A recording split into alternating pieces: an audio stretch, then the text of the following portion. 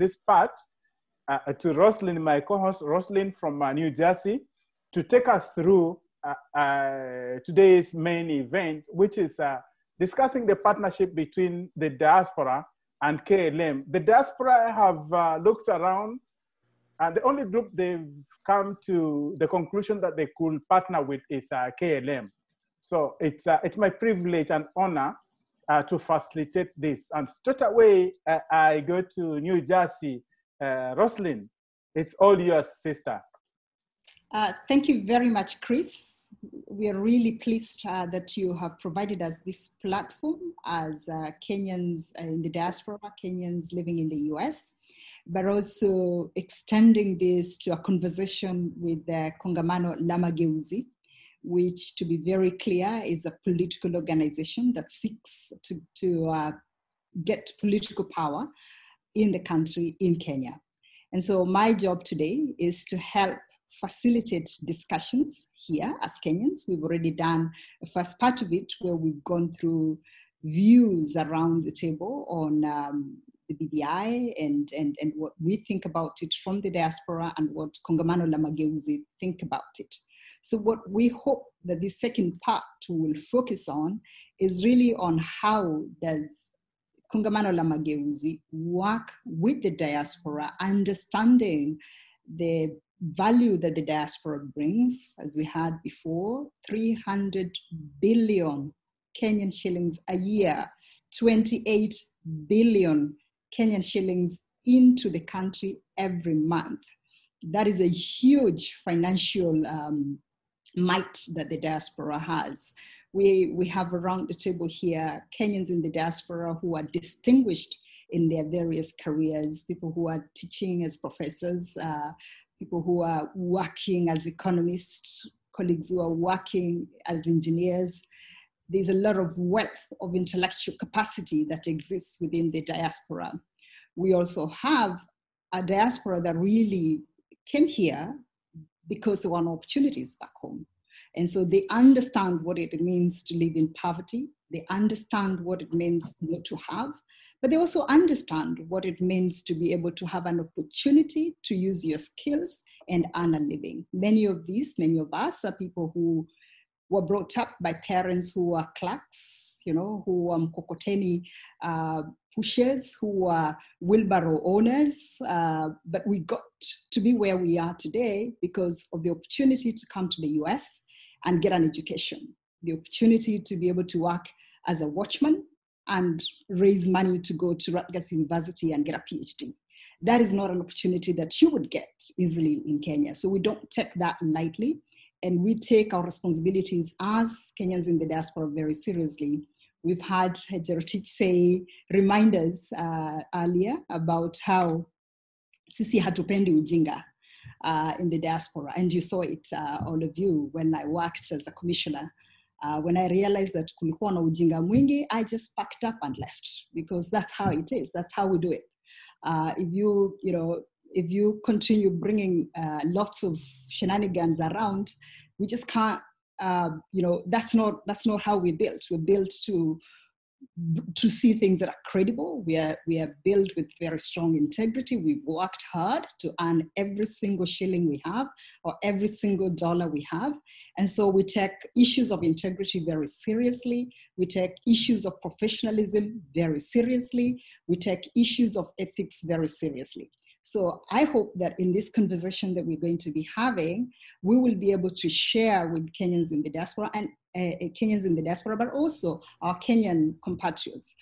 Many of you who are around the table today are people who have worked hard, who have, resigned from government, as John Githongo did, when issues of corruption were rampant under Anglo-leasing and things like that.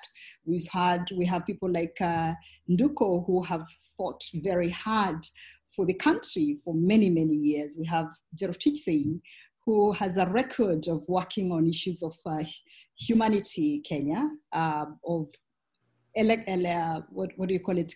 Shut down. Is it shut down KPLC? Switch off KPLC. Switch off KPLC and issues of energy justice.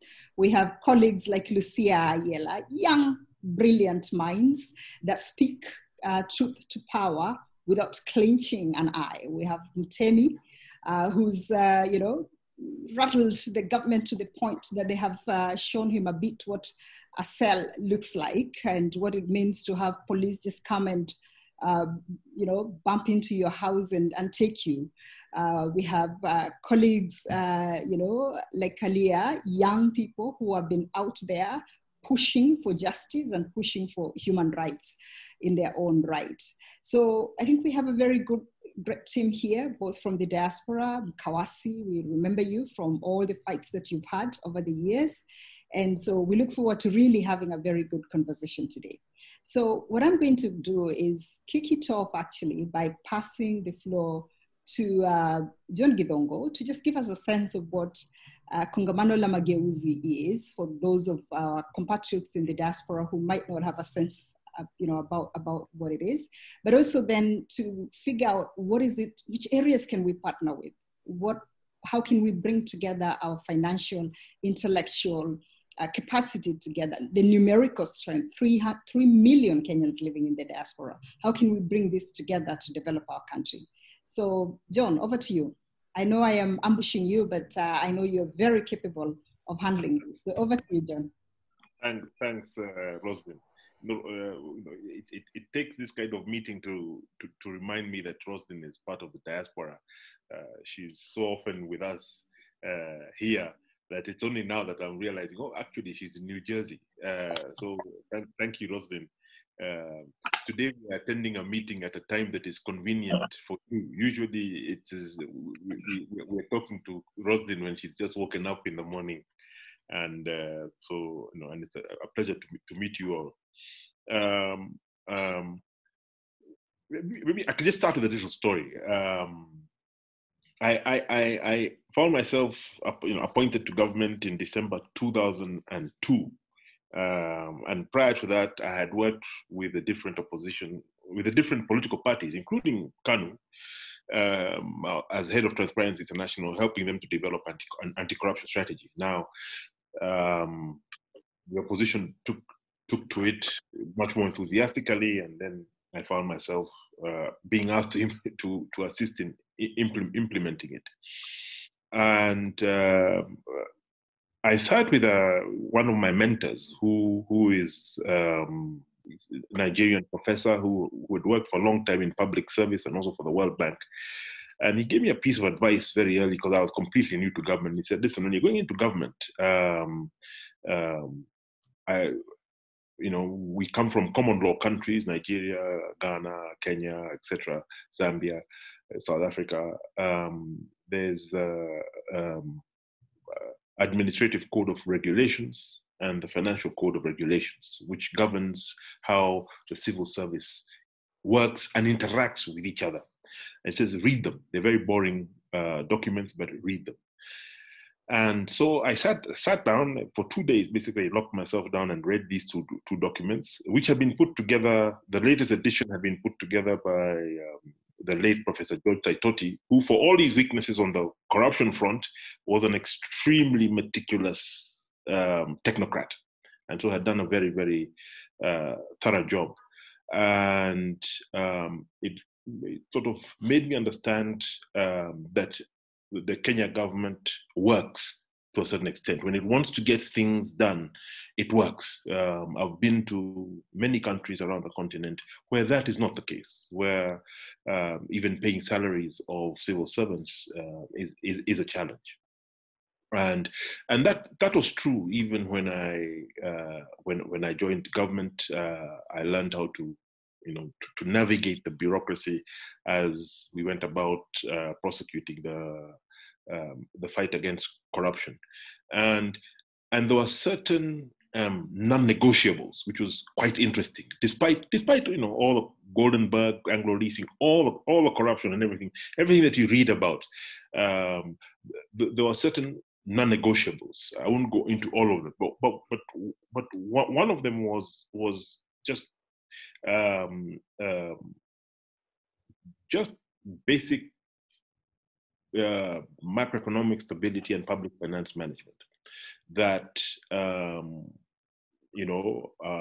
budget would be drawn up, That was very much dependent on how much taxes, how much money had remained from the previous year, how much taxes you'd collected, how much aid you had, and a few loans that you had, both concessional and commercial, and you worked between that. And actually, there was no flexibility outside that. You could move things around internally, and there was a system for doing that, which was quite onerous.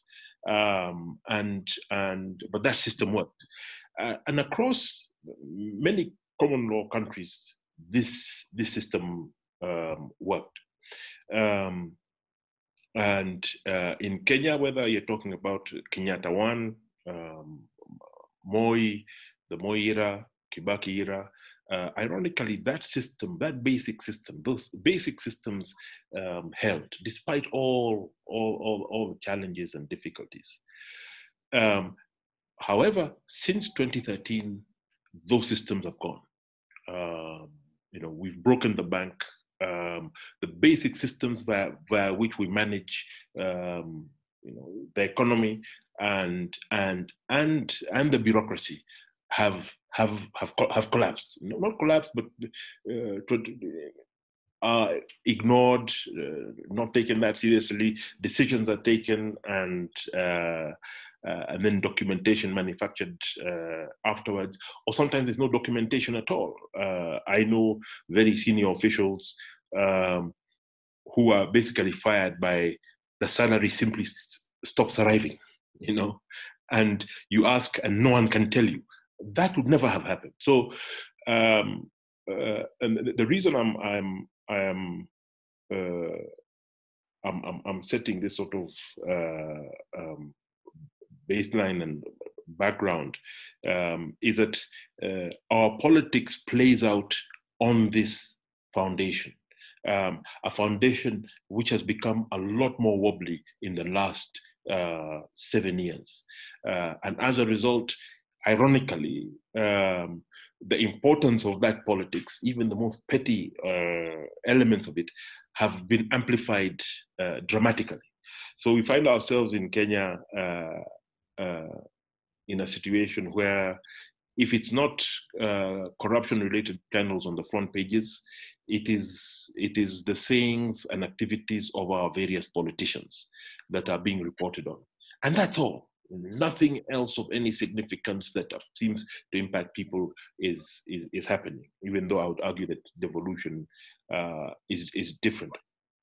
And so Kongomano came out of really people feeling that we were being forced into binaries which are extremely destructive to us as a society, to our economy, to our politics, and just to the norms with which we run our society. Recently, over the last 3-4 years, it's been Tanga Tanga, Kieleweke. Then it became Hustler versus BBI. These narratives, and Kenyans have been told you fit into these boxes. Whereas in actual fact, there are many Kenyans who would say, no, hold on, I don't want to be pigeonholed into these two boxes that are ironically quite vacuous when you dig below the surface. They're about particular individuals seeking power, number one. Number two, the foundation on which they would have been built on the past, which was fairly solid, despite its weaknesses and contradictions, that foundation has now collapsed. That foundation is no longer there. So it's extremely fluid. So we're talking about Hustler and BBI. In 2 months' time, it could be very different. So we thought Kenyans of goodwill, people who love their country, need to articulate the issues that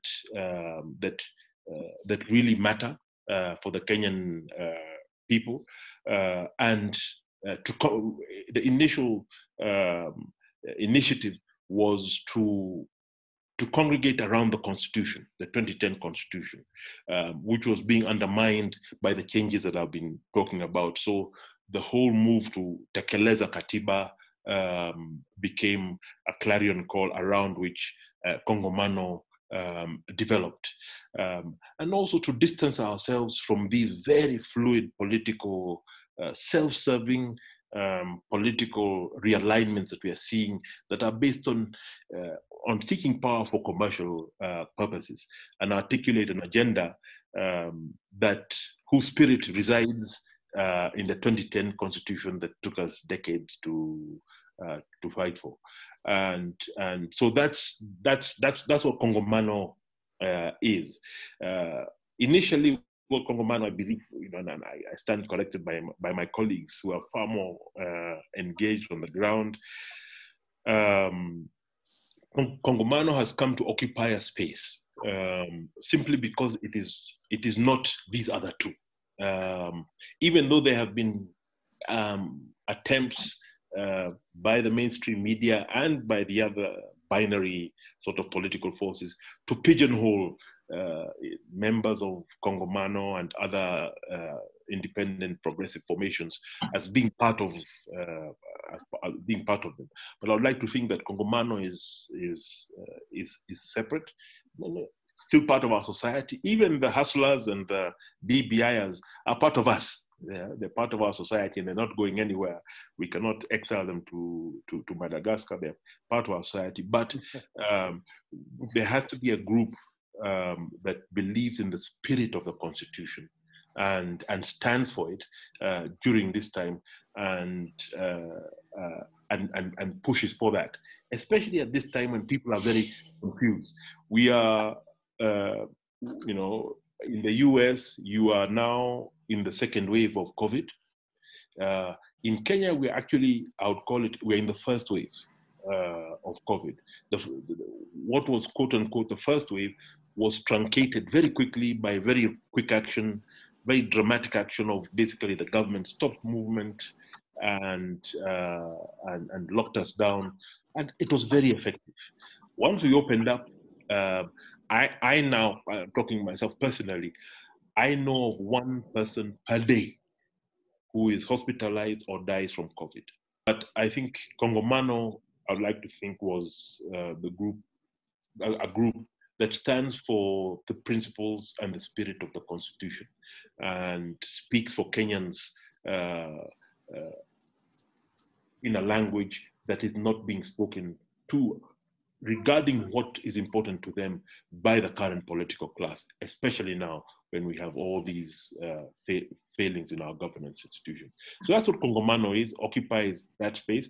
There are other formations that you'll hear about, like Kenya Tuitakayo, which is another formation that of progressive. That one also includes elements of the religious fraternity, and they also held a very large meeting last week where they articulated their position with regard to BBI. It was a long conversation, and I think came up with a conclusion that they are not in support of BBI, but in basically asking the political elite, let's not talk about changing the constitution, but tutekeleze ile katiba tulipitisha 2010. So sorry, Rosalind, it's a long-winded explanation of a bit of history and who we are and what we're doing from Romano. Thanks. Thank you, John. I think that was really a very good, taking us back to your time in government, to where things seem to function to now, where basic systems are not functioning, and to really the history of Kongomano and the space that Kongomano occupies in trying to bring political change, that this is not a group that allies itself with either Wilbur or whichever group that is out there. I think on that note, I want to bring in Nathan. Because, Nathan and some of us are in a group that Chris put together, WhatsApp group. And we always have these interesting conversations about what we should be doing and what Kongomano is and what it is not, and what it is not doing. So today, Nathan, is your chance to just unload everything you've been unloading on all of us. So over to you. Thanks for the opportunity to speak with such an esteemed group. As Roslyn has said, I have very strong views about, as she said quite aptly, what we should and what we should not do. So just in terms of background, I come from a corporate engineering and technology background. I worked with IBM on government projects looking at a digital transformation. So everything from e-citizen to iTax to the single window system are systems that we put in place as part of a task force that was working out of the president and DP's office, and I have to be honest that I really agree with what has just been said with respect to systems collapsing, because when you're putting in intelligent or automated systems, you have to have something that you're connecting into. And the systems of public accountability, public finance have largely sort of fallen apart. And, you know, anyone who has tried to put systems of accountability in place has faced the full wrath of the system itself as we know it. And there's no better example of that as your former colleague who was in the IEBC working on ICT, and I've kind of been in the receiving end of some of that backlash. So that said, one of the perspectives I think I hope to bring to the table is really two things, and I'll try and be brief because I'm sure there's a lot on the plate today. And the first is we should not underestimate the power and influence and leverage that the diaspora has. And the way you know that, in my mind, is by how much resistance we get. So we've outlined that we are significantly invested in the country. We've outlined that we have a significant contribution into the economy, but we just haven't yet figured out what political instruments we need to put in place to bring our contributions to the motherland into fruition. You know, I use the examples of Rwanda, I use the examples of Israel, which are nation states which were established by a diaspora community. So I think we should not underestimate what we bring to the table. But the fact is, to date, we still have not, as Chris was saying earlier, figured out what that contribution should be directly. The second thing, and I think therein is where some of the problem has been, is that we've not made a distinction between civic or welfare-based activities or contributions and political contributions to the motherland.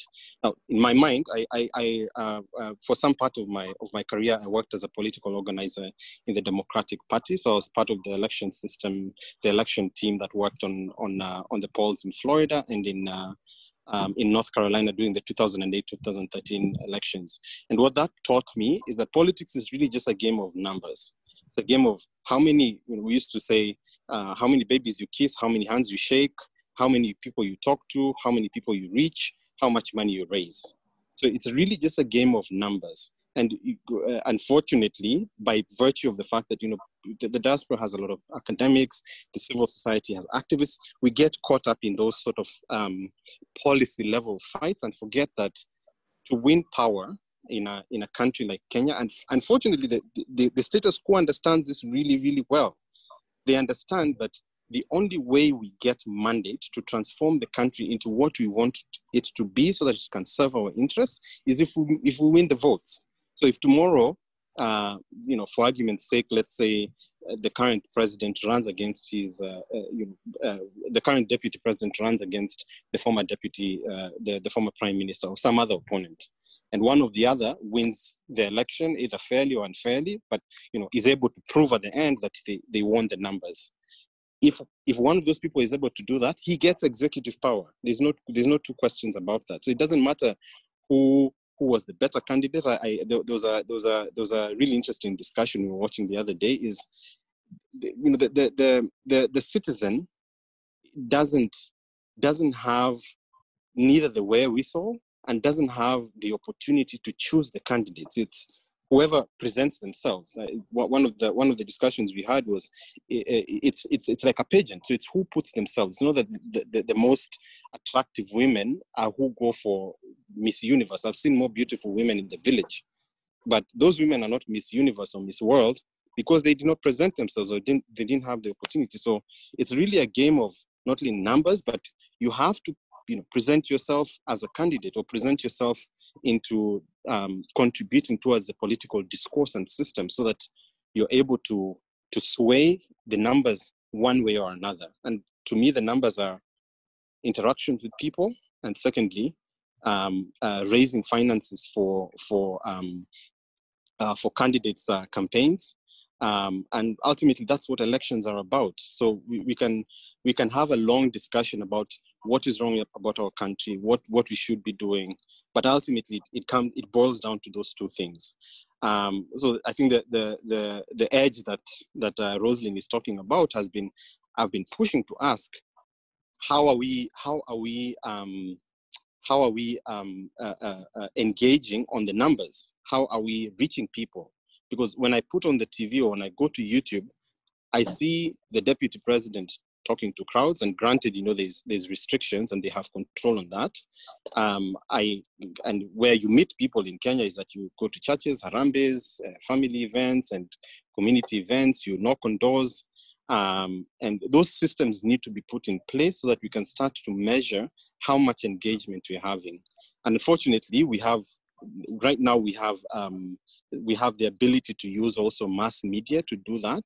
That should be secondary, but ultimately, the person who closes in the most numbers is who wins executive power and is who runs the country. The other part to that is on fundraising, and as we said, we know that the diaspora has a lot of leverage in that respect. You just have to figure out how to bring that financial muscle into the political discourse. So I think without either belaboring the point and also without winding myself around it too much, I think those are the two important perspectives that I needed to bring in. We all agree, and I think that's not a discussion that there is much to contribute to because of the fact that I think we all agree and we all know that there's a clear attempt to not only subvert the constitution, there's also a clear attempt to what I call hoodwink and bamboozle the public so that they can vote this thing in. Unless someone takes a stand at some point, we will only have ourselves to blame. So what we want to maybe hear a bit more of is there any thinking around how that engagement will be done? Because we need to know who the leaders are, who is going to go out and engage with the public. And it might mean that the public is the diaspora. It might mean that the public is those who are on the ground at home. And then secondly, how are you going to raise money? Because elections and these activities, mobilization activities, cost money. And then lastly, how do you brand the conversation so that you break it down for the mwananchi? I keep saying, and this is not a very popular opinion amongst my peers when we talk about it, that the deputy president and these other characters, they know something we don't, and that the mwananchi is not as sophisticated as sitting and having a very deep policy related or policy focused discussion. Not that they don't understand those issues, they do. I mean, if you go to the villages, Kenyans are very well educated people, but then politics is theater, and that's part of where you need to engage if you're going to be successful. And then the more detailed policy things that need to be sorted out, you sort out when you have power, right? When you have the power to do it, or when you have the leverage points to do that. So I think that discussion needs to almost take center stage. On the opponents on the other side are very articulate in breaking it down to the public, but they're also very articulate in simplifying it to the public. So, you know, as much as we hate this idea of a wheelbarrow, I'm actually looking at a wheelbarrow. If I turn my camera, you will see it. It captivates the public because a lot of people relate to it, right? They know what it means. It's almost a dog whistle to say it's an us, and then there's them who are privileged, and then there's us who are disadvantaged, and we have to hustle, and we have to push, and we have to apply ourselves and struggle on a day-to-day basis. That is what is resonating. It's not so much the idea that I've been given this free instrument or tool. So that branding needs to happen relatively quickly so that the Mwananchi can attach to a message that they say, you know what, this is an idea that I can not only fight for, but it's an idea that I can also relate to, and an idea I can ultimately vote for because I think it's going to transform my life. So yeah, without belaboring my points, that's the long and short of where my contributions have been. As I said, I have experience doing some of this, and I know, you know, people, but I think it takes a lot of courage for people to actually step up and say, okay, I'm going to be counted amongst the number who will actually do some of this heavy lifting. Thank you very much, Nathan. You brought to the table a lot of issues. There are some of them that will have to be addressed by Nduko and Lucia, who does lots of work on communication, etc., whose videos.